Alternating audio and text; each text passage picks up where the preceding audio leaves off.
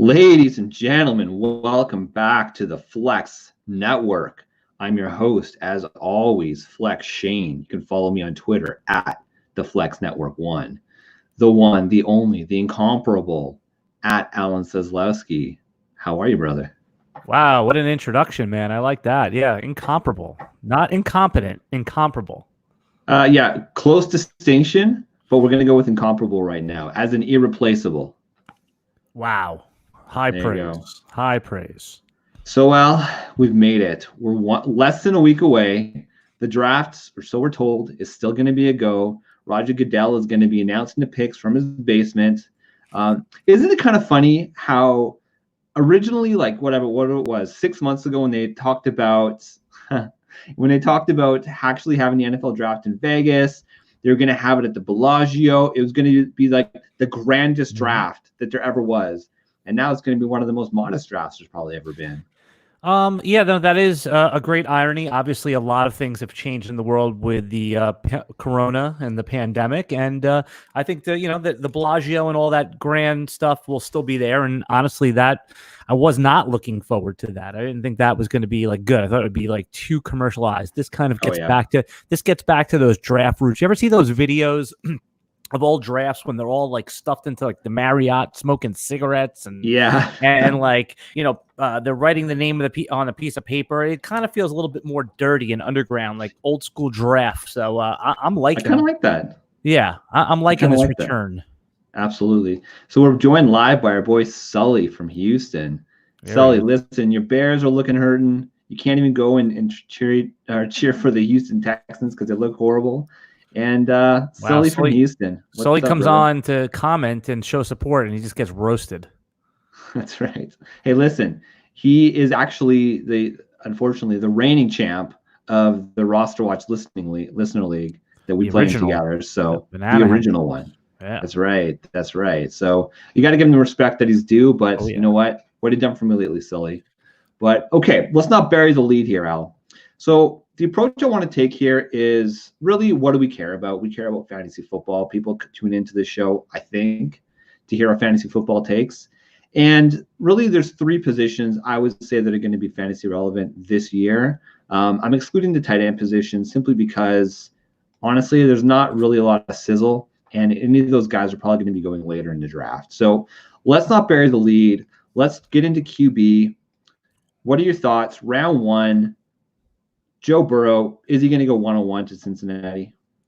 Yeah. Oh, by the way, just going back to your comment about tight ends, you know me, I love the tight ends, and absolutely. Yeah, and I won't get too far off track, but tight end wise, when we do get there, I do like Cole Kmet. I know that he has been looked at as just a guy, but I like his tape. Anyway, I mean, Joe Burrow should go 1-1. I think that's pretty much locked in. That hasn't changed. That would be a smart play. And then I think the fun begins at 2. All the indications are that Washington's going to stay defense, but I'm gonna tell you, like I said this back to you in January, that I really think that Tua should go number 2. I've heard all this crazy talk that he can get pushed out of the top 10. That's insane to me. When you have so much upside, like a player like Tua, if you get him at a discount because there's uncertainty, wow, what a win. If I was Washington, I would, I understand why they wouldn't, but I think that he's going to be an awesome quarterback. I think he's going to be better than Joe Burrow, but there is more risk with him as well. No, I think you're right there. I think you're going to trade back, frankly, because I think somebody's going to want to trade up. I think you're going to trade back and just accumulate a bunch of picks, to be honest. I mean, I think that somebody's going to go for 2 at 2. I don't think it's going to be Washington. I know that you're not a big Dwayne Haskins guy. I just don't remember anyone saying let's tank for Haskins. Like if you don't think Haskins is why doesn't Washington take him? Like you said though, if they don't, they should be trading back for the King's ransom. Yeah, no, absolutely. The thing about Tua right now is that obviously, like, these reports always come out like the last week leading up to the draft, and apparently just with the whole injury risk, he's already off of 3 teams' boards. I mean, who are these people that are saying these things? I don't know what the insiders are saying, but I read that too. But it's like, okay, so he's off. He's off Carolina's board because they have a quarterback, or he's off someone else that has a quarterback's board. Yeah, I mean, what does that even mean? Right. He was only on like 5 boards. You know what I'm saying? I mean, like, think about who are the teams that he would be on their board? Well, it'd be some of the top 5 teams, right? Obviously. Right. That's what I'm saying. So he's not going to be on it. He's not going to be on Green Bay's board. Yeah, absolutely. That makes sense. I'm in agreement with there. What about some of these other guys like Justin Herbert? I know you like Justin Herbert, Jordan Love, who some say might be more of a project. Do you think that any of these guys, from a fantasy perspective, are actually going to have any sort of fantasy relevance in their first year? Oh yeah, I mean, if they're a first round pick, we went over this with Daniel Jones last year. If a quarterback is a first round pick in 2020, they start. It may be after 2 games, it might be after 3 games, and if you're a starting quarterback in the NFL, you're going to score fantasy points. Now, in your 1 QB leagues, it's probably not as significant. They're not going to light it up. But in your super flex leagues, Justin Herbert needs to be drafted. Jordan Love needs to be drafted if he's a first round pick. And I'm telling you, man, I know we're going to get to some bold calls later on, but I still think Eason is in play for either a first round pick, Jalen Hurts, first round. I mean, again, I'm not saying it's likely, but those guys are in play.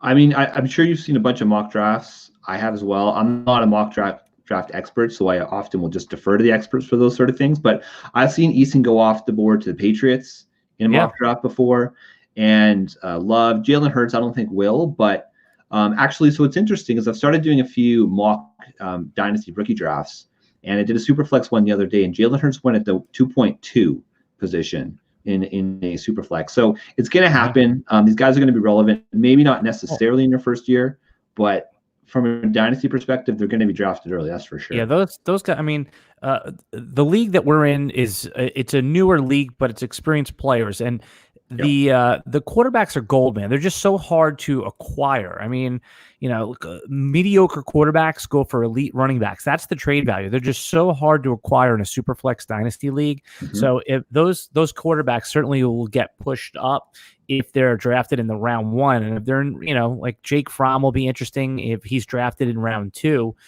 Where will he go in super flex drafts?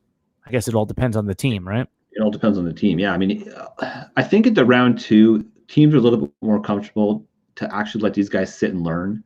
But if they go to say it goes to the Patriots, right? Fromm? Say Fromm goes to the Patriots.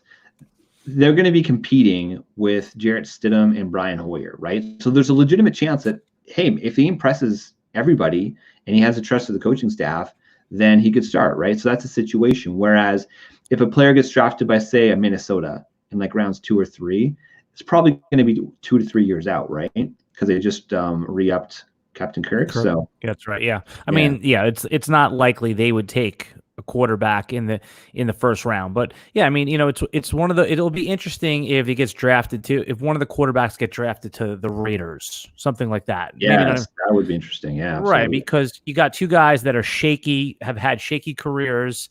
Mike Mayock in Las Vegas actually really liked Mariota going back to his draft better than even Winston. So that's a reasonable explanation to why he's there. I think that the leash is going to be, I don't think that Derek Carr starts a game. I mean, it's possible he does, but I think they're highly vested in Mariota getting a chance in that system. But yeah, but neither one of those guys, both of those guys are basically on the ropes as far as their career. So if Jake Fromm goes to there, that's interesting too. Wheels up. That could make things interesting. Absolutely. Okay, let's move on to the running back position. Mm-hmm. There's definitely some sizzle at the top. Do you think any of these top running back prospects will be drafted in round 1? Or do you think that they're probably going to fall closer to round 2, in which case it might just be like round 2 is going to be crazy, I think, from the skill position perspective. What are your thoughts on that? Yeah, no, so that is the question. Vegas has 0 running backs being drafted as minus 600, which basically means it's a 6-1 favorite. So that's a heavy favorite for there not to be any running backs drafted. I don't like the bet. I don't like the bet. Yeah. Because, I mean, I think it would be the right thing to not draft running backs. But how is a team like Miami going to resist with its 3rd pick?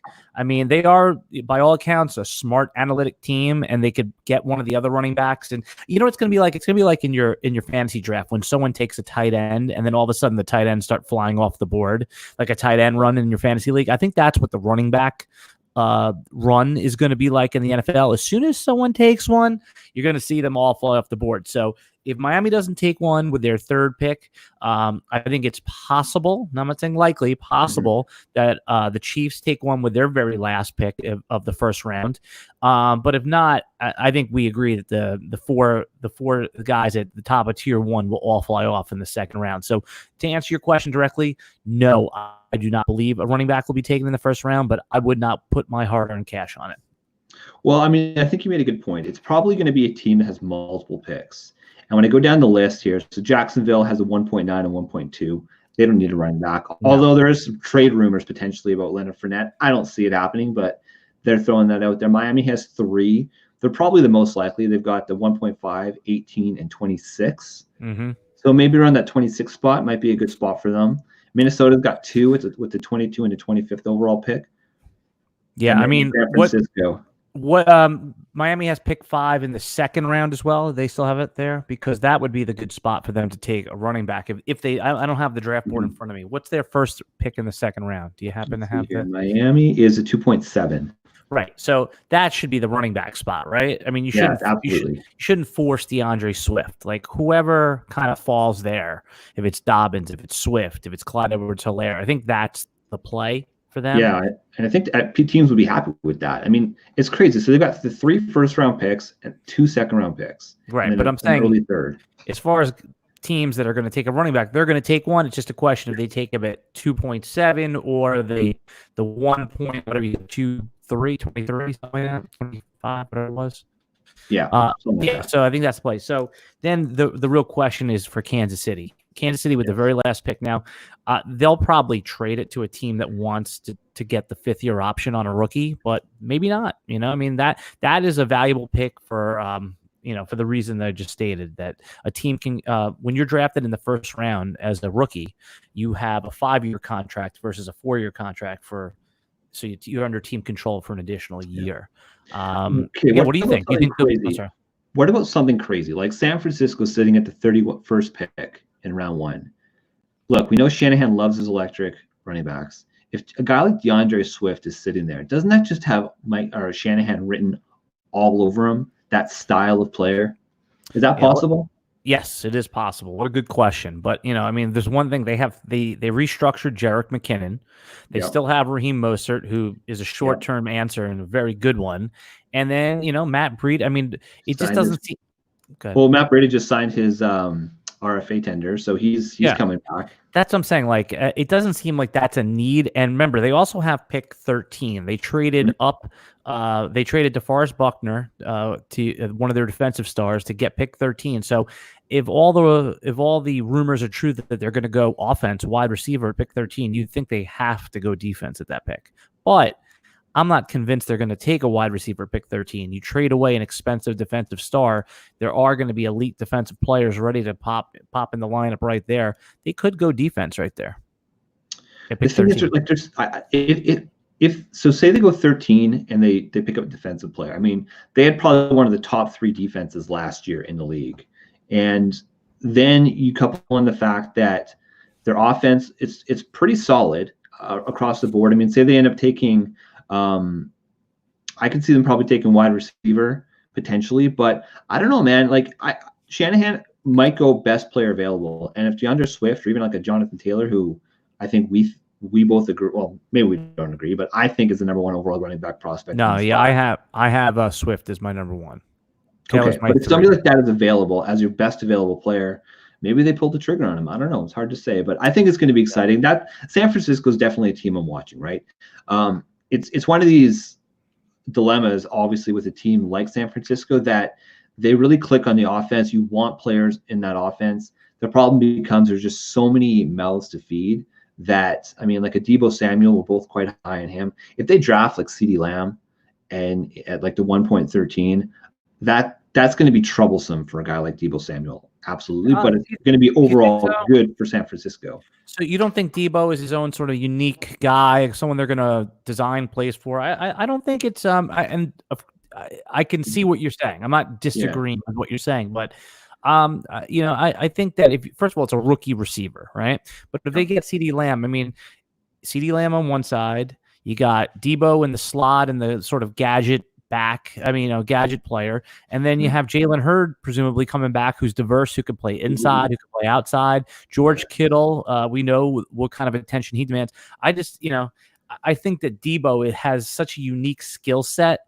that CeeDee Lamb wouldn't hurt him. I think, that what happens is they don't pass the ball that much. But what you saw in the Super Bowl was they're going to feed Debo Samuel on end arounds, on bubble screens. And, but again, I think it's a good point. I heard Roster Watch guys talk about it earlier in the week that they think that San Fran can go defense. And I certainly agree with that.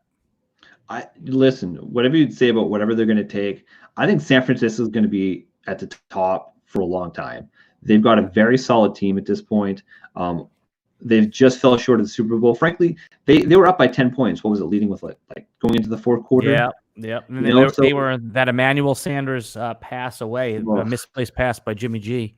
Yeah, absolutely. So that's exciting. Yeah. So I think that round 2 is probably going to be more the sweet spot for the running back position. I think guys are going to fly off the board. So and there's going to be some good running backs that are later. But it's going to be interesting. I guess the real question is, I'm sure you're going this direction, is how many wide receivers are going to come off in the first round? Ooh, mama, we got to talk about that a little bit later, because at the end of the show we're going to be doing our both calls in terms of how many are coming off. Right. But in terms of the wide receivers in round 1, I think there's going to be a bunch of them.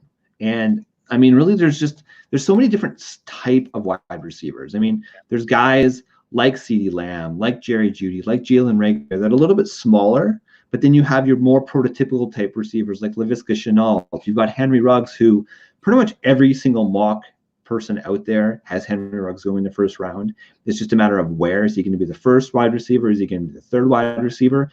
And then there's guys I've seen Brandon Ayuk, mocked in the first round. I've seen T. Higgins mocked go in the first round. So there's so many different types of players. There's your big receiver, there's your small receiver. Here's your number. Okay. So I'm on the international sports books right now. Okay. It's a heavy favorite. It's minus 250, which means 2.5 to 1, but over 5.5 it's got heavy juice on it. So if you want to, so that means 6 receivers would be the favorite. 5 receivers is a slight underdog. So let's go through them. Okay, so let's go through them. Let's do it. All right. So we all agree Jeudy, Lamb, and Ruggs will all be first round picks, right? We agree on that. That's locked in. Yeah. Okay, so that's 3. All right, Justin Jefferson, we think is locked in. I would say Justin Jefferson. Yeah. Okay. All right, so that's 4. All right. Now we get to the ones that are a little less certain. You named a couple of them already. So we got 4 locked in. So we need 2 more to go over. All right. I mean, so Laviska Shenault, a wide receiver out of Colorado, he's more of your prototypical type wide receiver. 6'1", 227 pounds. Yeah. He's thick, 29.9 BMI, and he's effective. So I could see a guy like Laviska Shenault going maybe to a team like Green Bay. I mean, they don't have one of those bully type wide receivers to go with Devontae Adams. Something like a player like that, maybe like a Denzel Mims, man. We've seen these Senior Bowl wide receivers be effective pretty much out of the box. Yeah, I'm with you on Denzel Mims, Justin Jefferson, even T. Higgins possibility. I couldn't be more out on Shenault. I mean, my player comp for him in my my rankings is Cordell Patterson, and he's already injured. Shenault, he had a core muscle surgery. He's had that issue. I just don't think that his game is going to transfer as an elite or as a capable fantasy asset in the NFL. Of course, I could be wrong, and he has his hive. I mean, he has his fans. So I feel like I'm in the minority on this one, but I certainly don't think a team is going to spend a first round pick on a player with any uncertainty. Right. I mean, the only time you do that is if the upside is like, is top 3 at the position. And that's why 2 is an interesting first round pick, because he literally has that type of upside. Corey Davis was the black box a few years ago. DJ Moore 2 years ago. Some question marks just in terms of health, like didn't have a lot of the testing numbers from Combine. So those are some examples of players where they went in the first round. Teams took the gamble on them. You could argue DJ Moore probably is paying off. Corey Davis, not so much. I don't know. Corey Davis. Yeah, Corey Davis was a miss. I mean, we all would like to see him with another team, another setup, but for now, I think it's safe to call him a bust. Okay, so Al, I'm just going to go through this. Okay, so because I was looking at this, and let's just not bury the lead. Listen, I'm going to do my bold call right now. I think there's going to be 7 wide receivers that go off the board in the first round. Oh, so you should hammer the over on that one. Then. I would hammer the over, absolutely, and that would be the most wide receivers going in round 1, going all the way back to 2004. Okay. So we've had some time. So in 2015 there were 6, in 2009 there were 6, and in 2005 there were 6. So but who were the back in 2004? No, you said there were 7 wide receivers that you thought were going to go off the board in 2020. 7. Oh, you put me on so here. Yeah, so pretty much. Okay, so I think that Lamb, Judy, Jefferson, Ruggs, those 4, you can pretty much set your watch to it, right? It's going to happen. Right. I think a team's going to love Jalen Reagor. I think a team's going to love Denzel Mims. That puts us up to 6. Right. And then pick your poison. Bryan Edwards, man. First round? He has the profile, right? He's put up the accounting numbers. I think that he's the kind of player where a team, if they're absolutely in love with him, may have to go after a guy like that. Yeah. 72 catches last year. 72 catches. That's pretty effective. Yeah. I mean, he's a good player. I haven't seen him mocked to the first round. I didn't think about him as a first round. I thought about him as a great value in the second round. But yeah, sure, why not? I mean, I'm not gonna. You don't like Bryan Edwards? What about a guy like Brandon? Well, hold on a second. I like Bryan Edwards. In round 1, excuse me. Yes. Yes, I never thought of him as somebody that I would consider in the first round. But I was saying that if a team likes him, why not? I think this draft could be full of surprises. Ayuk, you were about to talk about Ayuk. I would not take him in the first round, but I think he's a possibility. Like you said, he's already a little nicked up. Again, it's the hit. He's being pushed up the board a little bit, but I think he belongs in the second round. Now, the player that I'm interested in, every time I watch his tape, I just get more and more excited about him. And I don't understand why he's being talked about as, oh, yeah, this guy's definitely a second round guy. But that's Michael Pittman out of USC. Okay, yeah, another senior, yeah. Yep. So this is, I mean, he's what, 6'4", 228. The 3 cone that he ran was sub 7, which is, to me, for a guy that big to be able to have that type of agility. I'm talking with some of my other fellow Jet fans, and what I was thinking is that, because everyone's like, take CeeDee Lamb or Jerry Jeudy at the first round for the Jets. I think the Jets should take the tackle, and that's the guy I want them to take in the second round, Michael Pittman. It seems like in any other year, a player like Pittman would be considered a first round pick, but for obvious reasons in the depth, you don't need to. So, I like your bold call of Edwards. I have not heard one person talk about him as a first round player. Well, Michael Pittman, I like him. He performed well at the Senior Bowl. He had 18.5 yards per reception in his best college season. The one question mark about a guy like Michael Pittman is that he has an older breakout age, is 20.9, and he's already 22 and a half years old. So he's one of the older wide receivers. But think about what we're saying here, right? Like if you're a team, right, you're hoping to get 5 years out of this guy. I mean, wide receivers, sure, they have a long. You want him to be productive for your team. You're not going up to the first round to get him. You're taking him with like the 10th pick of the second round. If this guy can be a producer for your team, you're not worried. Cooper Kupp was a late breakout guy. He was an older guy. And again, I'm not saying Michael Pittman is going to be a top 10 wide receiver in the NFL, but could he be a top 15, top 18 wide receiver in the NFL, and certainly a top 30 wide receiver for fantasy? I like him, man. I think he's going to go very, in your mid-second round in a lot of fantasy drafts too. Yes. So last year at USC, he had 101 receptions on 136 targets, 1,275 receiving yards, and 11 touchdowns.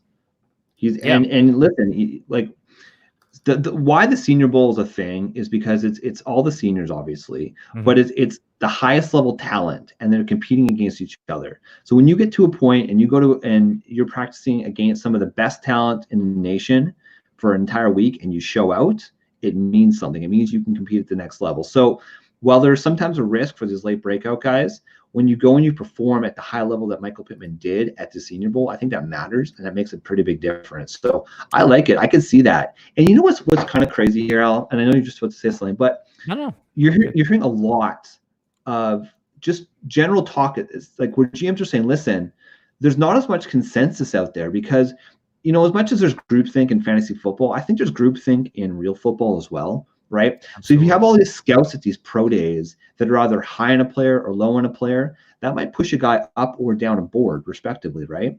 So just the fact that all these different scouts aren't huddled in an arena somewhere talking about a few select players, then there's going to be some surprise picks here. And at the same time, GMs might not have as good of a feel on what they think other teams are going to do. So if they see their guy, even though this is a pretty deep class of wide receiver, if they have their player and they're in their line of sight, they should just pull the trigger, and they might just pull the trigger if they got their guy, right? And if Michael Pittman's that guy, I can see it happening, absolutely. Yeah, and again, it's not every pick can be like, hey, this pick I'm going to get is going to be he's going to be a top 5 wide receiver. Sometimes you just need to draft guys that fit a specific role. And Absolutely. Who wouldn't want a 6'4" guy that catches everything and weighs 228 pounds and can cut on a dime? Like, what team doesn't need that guy? Oh, absolutely. Yeah, absolutely. Yeah. So he's, again, I every time I watch him, I'm like, how is this guy not being talked about in the top tier? But then you look at some of the top tier guys, like, wow, this is, really, really good depth there. So yeah, no, he's if the Jets get him, I'll be happy. Yeah. So just to dig a little bit more into wide receiver here, I'm gonna name a few teams. And I want to get your thoughts on if you want them to draft a wide receiver early. So the first one that jumps up to me that I've seen a lot of people mocking at getting a wide receiver is Dallas at 1.17. What are your thoughts on that? If you're going that high, if you think that, if not, when I say you, I mean you, the audience. If you think that Dallas is going to take an offensive player with their first pick, you can get very good odds on all the international books. I mean, they are a heavy favorite to take a defensive player. But if they do go offensive player, I don't think they're going to go to the receiver position. They have Amari Cooper, obviously. They have, Michael Gallup the last month and a half of the season. I mean, he had the same numbers as Tyreek Hill if you look at the fantasy stats.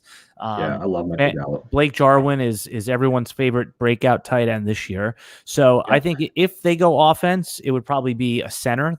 They just had one of their star linemen retire. They could use a center, and if there'll be one of the best centers, at that point in the draft, and after that, there won't be another good one. It's a huge tier drop off. So I don't see Dallas as a team that's going to take a receiver. I would call it a very low probability. What do you think?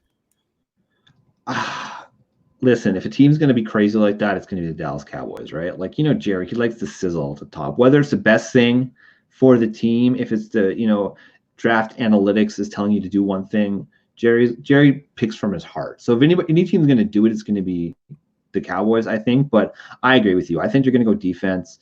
Look, they didn't lose games last year because of their offense. I think that they're humming. Ezekiel Elliott's, he's at age 24 season. He's going to hum along. So they need help on defense. They need to prevent teams from scoring points on them. Yeah. They don't need help scoring points. That makes sense. What about your local team? Sorry, go ahead. So we agree Dallas is not going to take a receiver. I would bet the no to Dallas taking a wide receiver. Okay. Yeah. What about your local team, Jacksonville? Yeah, the Jacksonville Jaguars. I mean, I don't like all this talk that they're going to be exploring Tua. I mean, I guess if he falls there to what do they have? 11? Is it pick 11? 1.9. 1.9. They're gonna think about taking him. But like, I don't know. I mean, this city here is very dialed into Minshew, and why wouldn't you at least see what you have? So I don't think they would take a receiver. I mean, it's possible they take a receiver at 1.9, right? I mean, that's a good. A good perspective. I never thought about it. I think that, either defense, O-line, but certainly, I mean, they are an interesting team. You're right, because they're ahead of that group where all those receivers are mocked. Yeah. That sweet spot of those elite receivers starts around 11. So, yeah they could jump the gun and take one there. That would be interesting. I don't hate it. I never gave it any thought. So that is really... Okay, so my general thought is I agree with you. I think they believe in Gardner Minshew. I don't think they trade away Nick Foles and have the uncertainty of the draft because they're not going to get one of these top quarterbacks at the 1.9, and they're going to pretty much have to mortgage everything if they want to trade it up because they're realistically to the 5. I don't think that's going to happen because there's so many teams below them that also need quarterback. You have the Chargers, you've got the Dolphins, obviously the Bengals. I don't think it's going to happen. But could you imagine DJ Chark, CeeDee Lamb? That could be exciting. And you talk about letting your young quarterback put him into in a place to be successful. Right. That would make a big, like, look, CeeDee Lamb, in my opinion, or even Jerry Jeudy, these are the most ready out of the box wide receivers that if there's a short training camp or no training camp, these are the guys that I think are, if there's going to be, a successful year one wide receiver, it's probably going to be one of those two guys. And you put him across the field with a DJ Chark, who I think you and I both love. I think he's a true alpha. I love him. To me, that could be exciting. So Jacksonville, not a lot of people have been talking about it, but I think it could be fun. Yeah, yes. The short answer is yes, but I think that there's with the depth of the wide receiver class, and that term has been used ad nauseum, the depth of the wide receiver class, but it happens to be true. And if you could get one of the elite position players at 9, and then meaning like lineman or defense, and then come back and take Jalen Reagor in the second round, that's where I have him mocked. I have Reagor mocked to the Jaguars in the second round, and the Jaguars have 2 picks anyway. They have a later pick that they got from the Rams for the Jalen Ramsey trade. I think that's probably a more likely scenario, especially if an elite athlete falls down to them, and it probably will with all the people rushing up to get QBs. Well, and to your point, it's earlier in the second round. It's a 2.10, and that, you're absolutely right, could be one of the sweet spots if we don't have this mass. But they also have the late first. They have a late first. They've got the 1.20. Yeah, the 1.20. I wonder though. Sorry. Yeah, I'm saying they can get Justin Jefferson right there. Absolutely. So Jefferson, I like Reagor. I would love to see them get a guy like Jalen Reagor at the 2.10, because I think they could get him there. Like, that's kind of that spot. That's where I have him. Get a guy like Reagor. So there you go. I love that. You want to? Okay. You had a subject. I was going to ask you about a couple of these props that are online, but you go ahead. I got one more. I want to talk about Minnesota. Mm-hmm. Okay. So obviously they traded away Stephon Diggs. They've got the 1.22 and the 1.25. So they have the 22nd and the 25th pick. That's right. The 22nd pick is the one they got from Buffalo. I think it's a lock that they're drafting a wide receiver here. Well, okay. So I think it's a lock. They're taking a wide receiver with one of the 2 picks. And let me explain what I mean by that. And what I mean is that they're going to have the luxury of seeing how the board falls. So if there's, let's see, if they pick at 22, there's 2 players before they pick again. So when they pick, if there's 3 wide receivers they like and they're happy with, they won't take a wide receiver there. They'll take another player. Right. But if there's only 2 guys they like, and who are the 2 teams that pick in between them?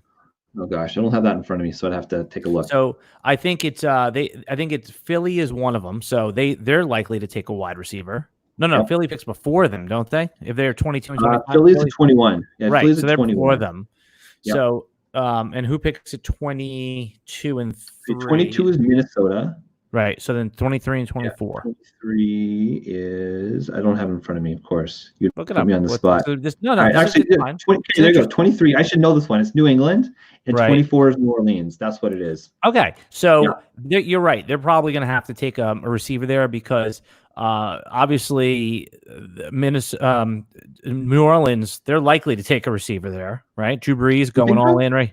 Well, they have Emmanuel Sanders. I disagree. I don't think New Orleans is going to take a wide receiver, and the reason for that is because they're all in. This is it. This is Drew Brees' last season. If they're going to get somebody, they're going to get somebody with experience. And I don't believe Tre'Quan Smith is the answer at all. But they've got Emmanuel Sanders. They have Michael Thomas, who's just he's just the wide receiver GOAT right now. And they've got Alvin Kamara. They've got Latavius Murray coming back. I think they're pretty set on offense right now. I don't think they need to go wide receiver here. But New England, I mean, they're not going to. They have so many other needs right now. Like, I don't see New England pulling the trigger. So, and now we've kind of talked through it. I could absolutely see Minnesota waiting to the 25th pick. Could they hit it twice? But they just signed Tajay Sharp. I mean, Irv Smith, I think, is set for a bigger role this year. So, I think so too. Yeah, Kyle Lewis is still there. So still there, but right. But Irv Smith profiles more as like a slot receiver than he does a blocker at all. So that's going to be their de facto 3. Yeah, it'll be interesting, man. I can't wait. So what is your? So you think you were in agreement with me? They're going to play a board. They might just do it at 25, but you don't think they'll double tap wide receiver there?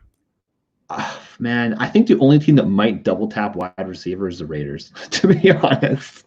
Because they've got the 12 and the 19. I could see them double tapping because they just want to get sick. But no, I don't see that happening with Minnesota. Yep. All right. Cool. So all right, let's do some of these lines. I like it. All right. So you want some? I'll give you some prop bets. You tell me where you go. All right. So the first one that I thought was an interesting one. Here's the one. Let me just pull this up. Let's see. Yep. All right. CeeDee Lamb is his pick under over is 12.5. It's heavy on the under, so it's tilted toward the under. So if you take the under, then you have to pay minus 165. If you take the over, it's plus 125. Do you think CeeDee Lamb is under or over pick 12.5? Oh man, I would probably take the under. Right? So I would probably take the under on that one for sure. Okay. All right. We can do lightning round on these. Next one that I thought was interesting was Justin Herbert, pick 5.5. And this is about even money each side. 5.5. So I'm probably going to go the under on that one as well. Wow. I think three quarterbacks are going to go off the board in the top 5. Wow. Okay. I like that. That's a good aggressive call. All right. We already talked about this, but we'll circle back on it. Will there be a running back taken in the first round? It's a huge favorite for no, and obviously it's a dog for yes. What would the payout? So say I paid $100. Okay, so for a yes, what would I get paid? Okay, so you're saying yes. So you want to get like yes. Okay, all right. Let me pull it up right here. It just slipped away. Right. So let's see. Hold on. First wide receiver. First. Yeah, because I'll just kind of talk through while you. Yeah. I think that. Go ahead. No, go ahead. You go. I was going to say I think that at the end of the first round, I think that if one of these guys, Taylor or Swift, are available, I think I could absolutely see a team pulling the trigger on it in like the mid-20s. Yeah, they took it off the board, so that must mean okay. Yeah, that must mean too many people were betting on the the no, right? So, but here they have odds on this is an interesting one on the first running back taken. So, it says who will be the first running back drafted? DeAndre Swift is minus 225. Taylor is the next one at plus 130, and then Dobbins is plus 700. See, you know how I feel. I would probably go Taylor there. Okay. First running back. I like that. I would take that money. Yeah. But listen to this one. Clyde Edwards-Helaire is plus 1,000. Meaning you put down $1 to win. You put down 100 to win 1,000. Yeah. So then you quickly go and you look at, okay, well, where's Tampa Bay drafting, right? Right. You got the 1.14 and the 213. I think that as a first running back off the board, there's going to be somebody before the 213. But if there's some miraculous chance where they wait on running back, even though I feel like it's top heavy, so I feel like some of the top guys will go, then maybe CH would go off the board, but I don't see it happening. All right. How about this one? This one is interesting too. What round will Jalen Hurts be drafted in? If you take the first round, that's plus 500, meaning you wager 100, you get 500 back. If you take the second round, it's minus 140. Really? That's a big of a difference. Yeah. I don't see him going in the first round. I see him going in the second round. So you can't see someone just go in that last pick of the first round. Everyone sees what happened with Lamar Jackson, even though it's not an apt comparison. Yeah. It's not an comparison, but if you watch Jalen Hurts, like he's good with his feet. Like they tell it, it's like the Konami code. He's a cheat code, and I could see a team taking a chance at it, trading up, getting that 5th-year option. Man, what are the odds again? If for first round, it's plus 500. So I like that, man. For plus 500. Yep. You put down, if you put down $100, you win. You'd win 500 plus your 100 back. So if you put down 50, 250. So yeah, you put down $50, you win $250 plus your 50 back. I like that bet, man. It's a quarterback hungry league, and it's kind of a strange time because 2-3 years ago, what Kirk Cousins got absolutely paid. And Kirk Cousins is an average at best quarterback. But nowadays, guys like Cam Newton, Jameis Winston are riding the pine. Actually, they're on their couches. They're not even on the damn pine because they don't have teams. So things have changed a little bit. So that would make me a little bit more reluctant to take a guy like Jalen Hurts, but he's the kind of player that I think a team may fall in love with and may take that chance. So all right, I got one for you here. Last one, I found the running back prop. So yes. Alrighty, it's under. They changed it. It's under 1.5 running backs or over. So basically, 2 running backs or 1 running back. So if you take the under 1.5, so you're allowed to have one. It's minus 750, meaning you have to lay down $750 to get that 750 back plus only $100. So under 1.5 at minus 750, or would you take the over, meaning 2 running backs get drafted at plus 400? It's really tempting to think that 2 running backs will get drafted. I don't see it happening. I really don't see it happening. So it's a lock. That number was minus 600, but it got hammered, obviously. Yeah, absolutely. Okay, I'm just going to go really quick and what we're talking here to see how many running backs in years historically have been drafted. So obviously last year was only Josh Jacobs. Year before that, there was 3: Barkley, Rashad Penny, and Sony Michel. So it's not unheard of and not totally unprecedented. And the thing about the running back position is that it's the kind of position where the guy can be out of the box, ready, immediately have an impact on your team. And if GMs are looking and say, shit, we don't know if there's going to be a training camp, what kind of player do we think can we get on the field immediately, get first round dividends immediately? To me, a player like a running back could fall into that. And then you look at who's available: DeAndre Swift, Jonathan Taylor. Both of these guys could be franchise-changing quarterback or running backs for your position. Like I look at Zeke Elliott. I mean, that's how Dallas built their offense over the last 3-4 years, was around Zeke Elliott. By the way, I put Dobbins squarely in that category too. Absolutely, yeah. So I've brought Dobbins up now to my 3rd. Like you've convinced me. I had Cam Akers as my 3. You've convinced me that Dobbins is probably the 3rd best guy here. So anyone in that mold.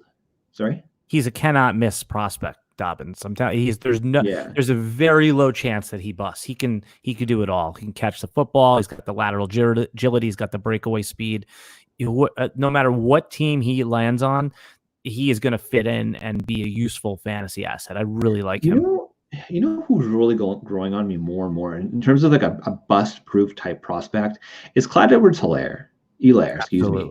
I'm with you. So to me, like, and I still have Helaire as my 5th ranked running back, which means I think there's literally 5 bust-proof running backs in this class. And to me, that's exciting. That's really exciting. So you know what? We're being bold. Let's call it. Let's go over. I think there's going to be 2 running backs drafted in the 1st round. Teams want to win. And you know what? If there's going to be around the end of the 1st round, it's going to be a team that's a competitor. And maybe that running back will get them over the edge and help them get to that soup. I don't know. All right. So is it we're 44 minutes in or so. Do you want to roll our bold calls or? Let's do. Well, I already gave you my bold call. So really it's just roll your bold call, Alan Seslowski. What do you got for me? Okay. Now again, let's define what a bold call is. It doesn't mean that it's likely to happen, but it means that there's about there's a 20% chance. It's not out of the realm of possibility that it could happen, but it's just very, very low probability. Okay. Yeah, it's about a 20% chance of happening. But like in fantasy, for example, when you have a bold call, it's not something that's totally off the wall. But if it happens, it's huge. For me, it is that Henry Ruggs is the first receiver taken off the board. I could see it happening. I could see the Raiders. What's the number you have? What number did they pick? The Raiders are the 112. Yep. And yeah, so it's about probably a 10 to 15% chance it happens, maybe 20% chance, but I could see it happening. No one thought Hollywood Brown was going to be the first receiver taken off the board. Actually, the odds tilted that way towards the end, but I could see a situation where they fall in love with the speed. So that would be my bold call, that Ruggs ends up being the first receiver taken, and you can get really good odds on that too. Yeah. Look, we've kind of gone back and forth on Ruggs. I think you're higher on him from a fantasy perspective than I am. I just don't see it right away. Maybe I'm just talking myself out of it because I've been burned way too many times. I mean, we've talked about John Ross way too often, and it still makes me sad to this day. But listen, game-changing ability, game-changing talent for a team. I could absolutely see Henry Ruggs as the first wide receiver off the board. My bold call, of course, is in line with that. I think we're in lockstep here in terms of just the wide receiver talent. I think there's just going to be 7 wide receivers drafted in the 1st round, matching back to 2004. Wow. And it's going to be crazy, man. I'm excited. Yeah. We're less than a week away. Get your popcorn, get your White Claws, Matthew. That's right. And maybe we'll have a live cast going during the first handful of picks or after the first 10 picks. We can go on live for a little bit and give something to the people. We'll see. All right, man. Good stuff. Thanks. Absolutely. This is great. How do people find you, Al? Oh, at Alan Seslowsky on Twitter, AlanSeslowsky. That's Alan Seslowsky on Twitter. Instagram, Alan Fantasy Football. I'm posting content, Alan Fantasy Football on Instagram, and at Alan Seslowsky on TikTok. Look for me on TikTok. Yes. I am posting content. Yes, I have been posting content on TikTok. Are you like getting your dance moves? Well, it's funny. Everyone thinks that TikTok is all dance moves. I mean, everyone thought that, everyone had all these notions about each of the social media platforms before they became something else. There's not a lot of people talking fantasy football on TikTok, which is why I decided to infiltrate and try to break through there. I thought that it's a less crowded space, and I've gotten good responses. I post my fantasy football content on LinkedIn as well under my name, and it gets and I've had some good interactions. So TikTok at Alan Seslowsky, Twitter, and then Alan Fantasy Football on Instagram. This is why I called you the grinder, because you're grinding. You got the social media. You're being published on websites. On Roster Watch, On rosterwatch.com. Go check out Alan Seslowsky on rosterwatch.com. He's on the DFS Army podcast. He's on the Flex Network podcast. You can't get rid of this guy. He's incomparable. He's irreplaceable. When that fantasy football juice is in you, man, you got to express it somehow. And one of my favorite hours of the week is when I get to talk to you about it, my brother. Where are you located? Where can the people find some more information about you? You can find us on Twitter at the Flex Network 1. Guys, thank you for joining us. I'm excited. We are the Flex Network.